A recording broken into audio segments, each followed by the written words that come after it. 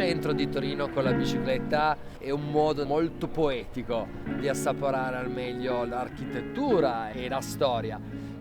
E magari nelle prime ore dell'alba, dove c'è meno gente, il silenzio, davvero poetico.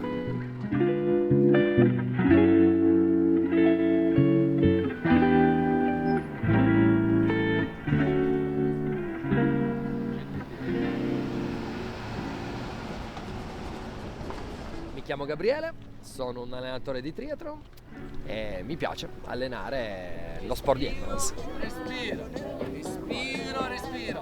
Mettiamo il peso sulla gamba piegata. Esatto, bravissimo. Uno dei motivi per cui non mi sono mai allontanato da questa città è perché convivono due anime insieme molto forti, ossia quella di un nucleo cittadino molto grosso. Al tempo stesso un grandissimo polmone verde, un luogo dove potevo allenarmi e esprimere la mia passione appunto verso il ciclismo, il running e il triathlon in generale.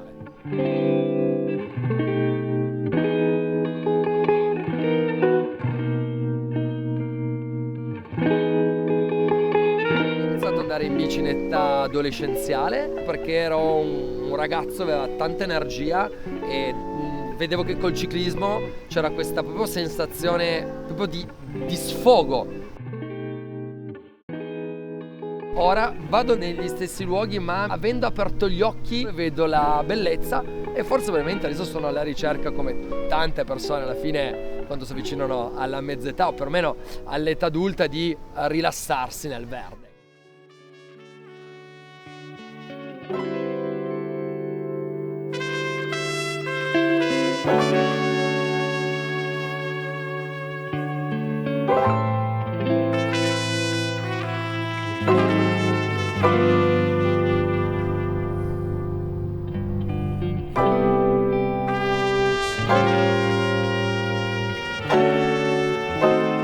Come tutti sanno, Torino negli ultimi 100 anni ha avuto una grandissima tradizione col mondo delle auto, però a mio avviso ha grandissime potenzialità nel mondo delle due ruote e dell'endurance in generale, perché al di fuori si parte subito verso le Langhe, verso il Roero, verso il Monferrato oppure verso le montagne olimpiche. Per esempio a pochi chilometri da qua abbiamo un colle che è più di 1000 metri, quindi Torino davvero è una città che può diventare ed è diventata anche una città delle bici e del ciclismo.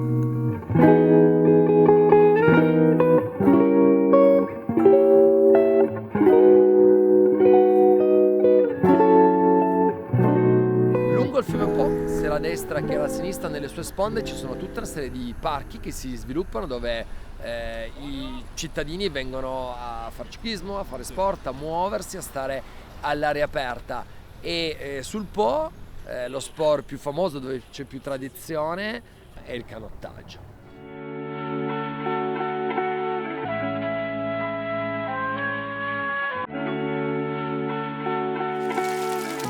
Una delle particolarità di Torino è che le garganelle, le fontanelle si chiamano Turette ed è particolare perché tutti noi ci abbeveriamo da queste fontanelle a forma di toro di colore verde, quindi soprattutto d'estate sono per noi ciclisti la salvezza, acqua fresca e pronti a ripartire.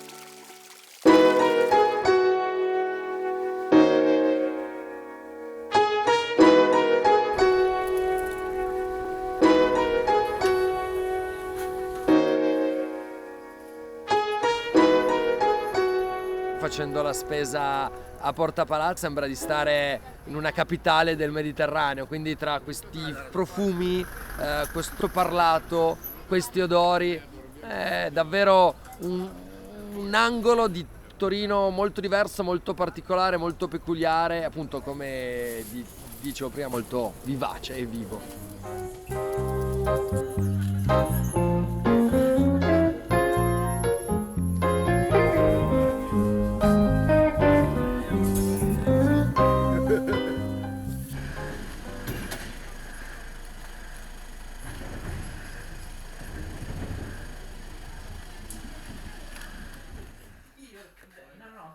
A Torino c'è una grandissima e golosissima cultura del cioccolato, il gianduiotto, uno dei prodotti tipici, l'altra invece è una bevanda che si chiama il bicerin, una bevanda che beveva il conte di Cavour, si beve in questo locale di fine 700, è una bevanda super energetica, consigliata o prima di un bel giro in bici oppure magari a metà giro quando uno ha bisogno di uno sprint finale.